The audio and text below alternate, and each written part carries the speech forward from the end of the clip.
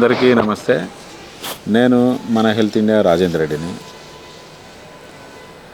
నిన్న సంగారెడ్డిలో ఒక ప్రైవేట్ దవాఖానలో ఒక ఇన్సిడెంట్ జరిగింది. అది అందరికీ బాధాకరమైన విషయం. సో ఆ సంఘటన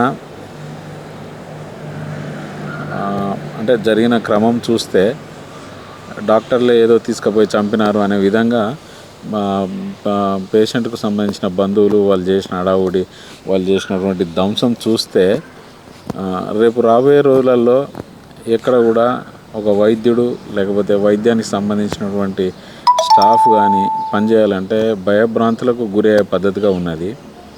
సో ఈ విషయం ఇలా ఉంటే అసలు జరిగిన విషయం ఏంటి అంటే, ఆవిడకి రెండో కానుపు జహీరాబాద్లో ఒక ప్రైవేట్ దవాఖానలో ఆపరేషన్ చేయించినారు. ఆ చేసిన క్రమంలో ఆమెకు ఇబ్బంది జరిగినది. ఆ ఇబ్బంది ఒక బిడ్డ పుట్టినాక ఆమెకు అధిక రక్తస్రావం కావడం వల్ల, రక్తస్రావం కంట్రోల్ కాకపోవడం వల్ల జహీరాబాద్ నుంచి సంగారెడ్డికి షిఫ్ట్ చేయాల్సి వచ్చింది. అది శుక్రవారం నాడు రాత్రి షిఫ్ట్ చేసినారు. శుక్రవారం రాత్రి ఆమెకు కావాల్సినటువంటి రిస్క్ తీసుకొని అన్ని రకాల అంటే వైద్యానికి సంబంధించినటువంటి ఈ పద్ధతులు కావచ్చు, సర్జరీకి సంబంధించింది కావచ్చు, పేషెంట్ కేర్ కావచ్చు, అలాంటి తీసుకునే క్రమంలో ఆమెకు గర్భసంచి మొత్తం తొలగించినామనేది నాకు తెలిసిన సమాచారం. సో ఈ క్రమంలో వాళ్ళు చేసిన కష్టం రాత్రి ఎర్లీ మార్నింగ్ ఎప్పుడో ఆమెకు అంటే మనకి బ్లడ్ తగ్గా లేకపోతే ఇంకేదైనా ఆమె కారణాలు ఉండా మొత్తం మీనైతే హార్ట్ స్ట్రోక్ వచ్చి అంటే ఆమెను కార్డియాక్ అరెస్ట్ వచ్చింది. ఆ టైంలో వాళ్ళు సిపిఆర్ చేసినామంటే, సిపిఆర్ అంటే ఇప్పుడు మనకు తెలుసు కదా, అందరం చెప్తా ఉన్నాను. ఆమెను హార్ట్ స్ట్రోక్ నుంచి బతికించే క్రమంలో చేసేటువంటి ఆ ప్రయత్నంలో ఆమె చనిపోవడం జరిగింది. సరే ఇది సరే చనిపోయింది, అది ఎవరి తప్పు కాదు అనేది ఒక విషయం అయితే, పేషెంట్కు సంబంధించినటువంటి బంధువులు వాళ్ళు చేసినటువంటి హడావుడిని నేను కొన్ని వీడియోలలో చూసినాను. భయభ్రాంతులకు గురి చేసి రేపు పొద్దున ఏ వైద్యులు కావచ్చు లేకపోతే వైద్య సంబంధించినటువంటి సిబ్బంది కావచ్చు, ఇప్పుడు ఎక్కడన్నా పోయి ఇప్పుడు ఒక డిస్టిక్ అంత పెద్ద హాస్పిటల్ని అలా జరిగితే మండల లెవెల్లో కావచ్చు, తాలూకా లెవెల్లో కావచ్చు, ఈ వీడియో చూసినాక ఎవరైనా కూడా ఏమనుకుంటారంటే, ఎందుకు అన్నెసరీ మనం రిస్క్ తీసుకోవాలి, మండలానికి పోవడము తాలూకాకు పోవడము ఎందుకు వైద్యం చేయాలి అనేది వాళ్ళు అంటే దీన్ని చూసినాక మెడికల్ వైద్యానికి సంబంధించినటువంటి డాక్టర్లకు కావచ్చు, వైద్య సిబ్బంది కావచ్చు, ఇది చాలా భయభ్రాంతులకు గురి చేసే విధంగా ఉంది. ఆమె జాగ్రత్తలు తీసుకున్నదా లేదా, ఏది జహీరాబాద్ హాస్పిటల్లో ఏ విధంగా ఆమె 9 months యాంటీనేటల్ చెకప్ అయింది, అవన్నీ హిస్టరీ ఏముంది ఏం లేదు ఎవరికీ తెలియదు. రెండోది, ఇంత గవర్నమెంట్ చెప్తా ఉంది, మరి జహీరాబాద్లో కూడా పెద్ద హాస్పిటల్లో ఉంది గవర్నమెంట్ది, గవర్నమెంట్కి వెళ్ళకుండా ప్రైవేట్కి ఎందుకు వెళ్ళినారనేది కూడా ఒక క్వశ్చన్ మార్కు. లేదు గవర్నమెంట్ పోతే ఏమన్నా ఆమెకి ఇబ్బంది ఉందని చెప్పినారా కూడా తెలియదు మనకి. సో ఇట్లాంటి క్రమంలో మనం చేయాల్సినటువంటి పని ఏంటంటే, ఇట్లాంటి దాడులు కనుక చేసి మీరు భయభ్రాంతులకు గురి చేస్తే, ఏదైతే పేద ప్రజలు అనుకుంటున్నటువంటి జనాలు ఉన్నారో వాళ్ళకు మాత్రం ఎట్టి పరిస్థితుల్లో మెడికల్గా వైద్యపరంగా సహాయం దొరకదు. వైద్యం అనేది ఇంకా అందని ద్రాక్ష అవుతుంది అనేది ఈ వీడియో ద్వారా చూసి చెప్పగలుగుతాయి. ఎందుకంటే మీరు చూడండి, ఈ వీడియోలు నేను చూపిస్తా. ఈ వీడియోలో వాళ్ళు చేసినటువంటి భయం అనేది ఏ రకంగా హాస్పిటల్ మీద భయం సృష్టించవచ్చు. దానివల్ల ఒకరోజు ఇబ్బంది పడ్డారేమో హాస్పిటల్ సిబ్బంది కావచ్చు, డాక్టర్స్ కావచ్చు, తర్వాత మిగతా రోజు నుంచి సిబ్బంది కానీ లేకపోతే వైద్యులు కానీ వాళ్ళ మనసు ఎంత గాయపడి ఉంటుంది అనేది ఆలోచించాలి. రెండోది, దీనివల్ల మిగతా ప్రజలకు ఇబ్బంది కలిగింది. వాళ్ళు కనుక చేసేటువంటి ఆమె ప్రెగ్నెన్సీ ఇబ్బంది అయింది, లేకపోతే డెలివరీ ఇబ్బంది అయింది, లేకపోతే అక్కడ బ్లీడింగ్ ఇబ్బంది అయింది అంటేనే కదా వాళ్ళు ఇంకో హాస్పిటల్ రెఫర్ చేసిర్రు. ఆ పెద్ద హాస్పిటల్కి అన్ని సౌలతులు ఉన్న హాస్పిటల్కే పంపితే అక్కడనే మీరు అద్దాలు వాళ్ళు కొట్టి వాళ్ళ స్టాఫ్ మీద సిబ్బంది మీద దాడి చేసి భయభ్రాంతులకు గురి చేస్తే రేపు పొద్దున ఇంకా చిన్న హాస్పిటల్ ఏం మనుగడ సాధిస్తాడు? దీనికి ఐఎంఏ కావచ్చు, టీజీఎంసీ కావచ్చు, నేను అన్న గ్రామీణ వైద్యులు కావచ్చు, లేదంటే నర్సింగ్ అసోసియేషన్లు కావచ్చు, లేకపోతే వార్డ్ బాయ్లు కావచ్చు, ఆయమ్మలు కావచ్చు, తర్వాత మీరు ఏదైనా ల్యాబ్ టెక్నీషియన్లు కావచ్చు, ఫార్మసిస్టులు కావచ్చు, ఈ విషయాన్ని అందరికీ అందేటట్టు చేసి దీన్ని ఇంకా ముందు కూడా ఇట్లాంటి దాడులు జరగకుండా చేయాలనేటువంటి ప్రయత్నానికి మన హెల్త్ ఇండియా ముందుంటుంది. మన హెల్త్ ఇండియా ఎప్పుడైనా కూడా హెల్త్ పరంగా ఇప్పుడు డాక్టర్ తప్పు చేస్తే శిక్షిస్తాం. పేషెంటే పద్ధతిగా లేక ఇబ్బందులలో వచ్చి పేషెంట్ ఇబ్బంది పడి పరేషాన్ అయ్యి ఆ పరేషాన్ చేసే క్రమంలో బతికించడం అనేది వాళ్ళు చేసినటువంటి క్రమం అని వాళ్ళు నేను కొన్ని పేపర్లల్లో లేదంటే కొంత ఆర్టికల్స్ రాసిందల్లా చూసిన నేను. తర్వాత నేను సంప్రదించడానికి జహీరాబాద్ ప్రైవేట్ హాస్పిటల్ యాజమాన్యము డాక్టర్ ఆయన ఎవరో నాకు సంప్రదించడానికి ప్రయత్నం చేస్తే నేను ఇట్లా హెల్త్ జర్నలిస్ట్ రాజేంద్ర రెడ్డి అనగానే ఫోన్ కట్టు. మరి ఆయన ఏం చేసిందా ఏం చేయలేదు చెప్పడానికి లేడు. ఇదే ఈ సంగారెడ్డి హాస్పిటల్ ఎవరైతే ఉంటారో ఆ ఓనర్ కూడా మెసేజ్ పెట్టినా, ఆయన కూడా రిప్లై లేదు.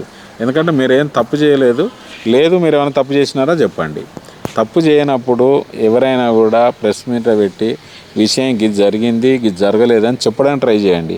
మీరు హైడ్ అవుతూ ఉంటే, మీరు పారిపోతూ ఉంటే, మీరు దాక్కుంటా ఉంటే, మాకు సమాధానం చెప్పకపోతే మేము మనిషికి ఒక రకంగా రాయగలుగుతాం. ఎందుకంటే ఇందులో నేను ఇవాళ పేపర్లు చూసిన, కొన్ని పేపర్లో 22 సంవత్సరాలు రాసిండు పేషెంట్ ఏజ్, కొన్ని పేపర్లో 24 సంవత్సరాలు రాశారు, కొన్ని పేపర్లో 25 సంవత్సరాలు రాశారు. సో పేషెంట్ ఏజ్ అనేది కూడా కన్ఫామ్గా ఎవరికీ తెలియదు. కాబట్టి దయచేసి నేను చెప్తున్నా, ఏ డాక్టర్ అయినా వాళ్ళు వైద్యానికి సంబంధించినటువంటి వైద్య వృత్తిల లేదు పేద ప్రజలకు ఉన్నోళ్లకు లేనోళ్లకు కులాలకు మతాలకు సంబంధం లేకున్నటువంటి వైద్య సేవలు అందించే ప్రతి ఒక్కరికి చెప్తున్నా దండం పెట్టి, ఇట్లాంటి ఇన్సిడెంట్ జరిగినప్పుడు విషయము క్షుణ్ణంగా చెప్పండి. మీరు ఎక్కడో దాక్కోవడము తప్పించుకోవడము లేకపోతే ఫోన్లు లిఫ్ట్ చేయకపోవడం చేయకండి. లేదు ఏమైనా మీరే ప్రెస్ నోట్ పెట్టి రిలీజ్ చేయండి. సార్ ఇలా జరిగింది, ఇలా అయింది, మేము తీసుకొచ్చిన క్రమం ఇది, మేము తీసుకుపోయిన ఇది. ఎందుకంటే నాకు తెలిసి ఈ కేసుకి మీరు ఎక్స్ప్లెయిన్ చేసి ఉంటారు, హై రిస్క్ ఎక్స్ప్లెయిన్ చేసి ఉంటారు, వీడియో కూడా చేసి ఉంటారు. ఏది పేషెంట్ అటెండర్స్ సంబంధించింది. అవన్నీ మీరు మాట్లాడకుండా పేషెంట్కి సంబంధించిన వాళ్ళు 50 మంది 100 మంది వచ్చి మీ అద్దాలు పగులగొడతా అంటే పోలీసులు కూడా ఏం చేయలేని పరిస్థితి ఆ వీడియోలో చూసిన నేను.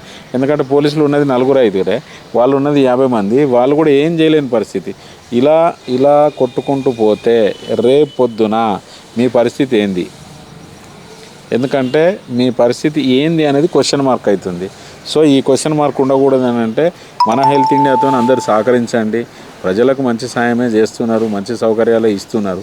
ఇచ్చే క్రమంలో నిజంగా డాక్టర్ పొరపాటు ఉంది అంటే కనుక దానికి మెడికల్ ఎథిక్స్ కమిటీ ఉంది, కోర్టులు ఉన్నాయి, చట్టాలు ఉన్నాయి. ఆ చట్టాల పరిధిలోకి పోయి చట్టపరంగా ఏమైనా చర్యలు తీసుకోవచ్చు. ఎందుకు చట్టాలు ఉన్నాయి, ఎందుకు కోర్టులు ఉన్నాయని చెప్తున్నా అంటే, నేను ఏదైనా ఒక రోడ్డు మీద యాక్సిడెంట్ అయితే మంచిగా బ్రతకాల్సిన మనిషిని యాక్సిడెంట్ ద్వారా చనిపోతే అక్కడ పోయి కొట్టడాలు కానీ ఆయన ఇంటివిని పోయి దాడులు చేయడం కానీ జరగవు. ఎందుకంటే అక్కడ ఉన్న పోలీసింగ్ కానీ కోర్టు కానీ చట్టం ఏం చెప్పుద్ది అంటే, ఎస్ అదేదో పనిష్మెంట్ ఏదైతే ఉందో మేము చూస్తాము, యాజ్ పర్ లీగల్గా ప్రొసీడ్ కండి అని చెప్తారు.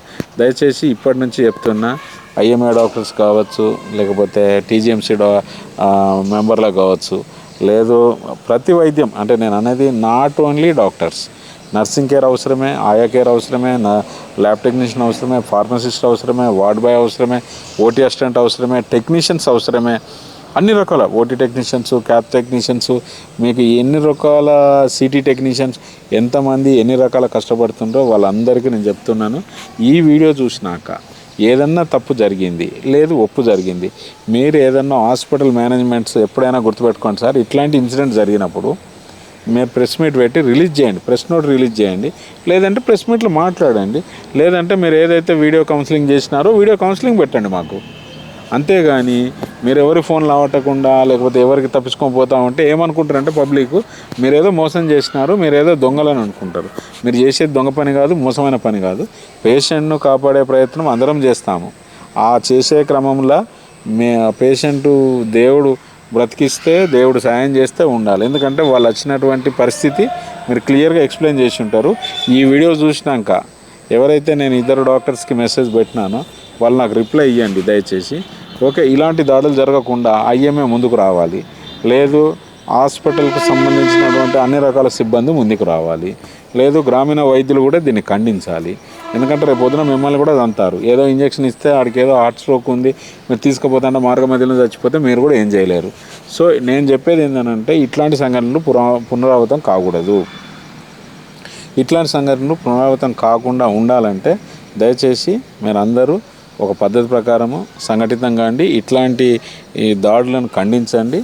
ఇంకా మీ జీవితం బాగుపడాలి, లేదు మీ జీవితం ఈ పని చేయకపోయినా వేరే పని చేసుకొని బాగుపడతారు. కానీ ప్రజలకు వైద్యం అందించాలంటే డాక్టర్స్ అవసరం, నేను చెప్పినటువంటి అన్ని రకాల స్టాఫ్ అవసరం.